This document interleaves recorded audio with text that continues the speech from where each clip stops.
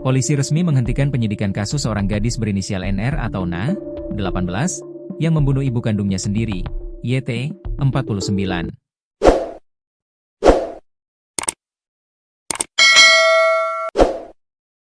Peristiwa pembunuhan ibu kandung itu terjadi pada Sabtu, 2 Agustus 2025, lalu di rumah korban yang beralamat di Jalan Manggi 1, Kelurahan Panorama, Kecamatan Singaran Pati, Kota Bengkulu.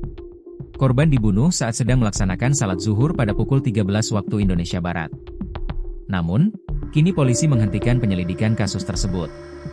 Keputusan itu diambil setelah dilakukan gelar perkara bersama Jaksa Penuntut Umum, JPU, dan mempertimbangkan hasil pemeriksaan medis kejiwaan terhadap tersangka.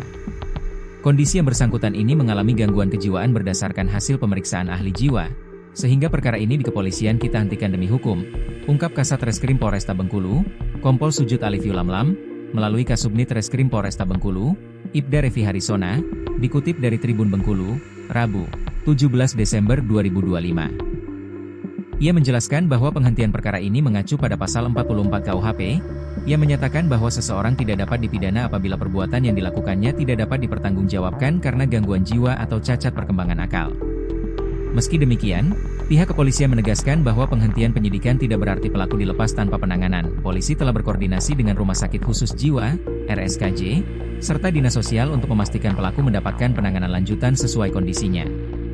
Cuman terkait status N, kita sudah koordinasi dengan RSKJ dan Dinas Sosial untuk melakukan penanganan lebih lanjut. Saat ini yang bersangkutan masih dalam proses pengobatan di RSKJ, yang selanjutnya akan dibina oleh Dinas Sosial, kata Revi. Ia menambahkan, N masih menjalani perawatan intensif sebagai pasien rawat inap di rumah sakit jiwa.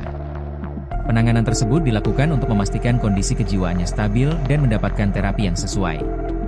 Saat ini posisinya masih rawat inap, penanganan kejiwaan.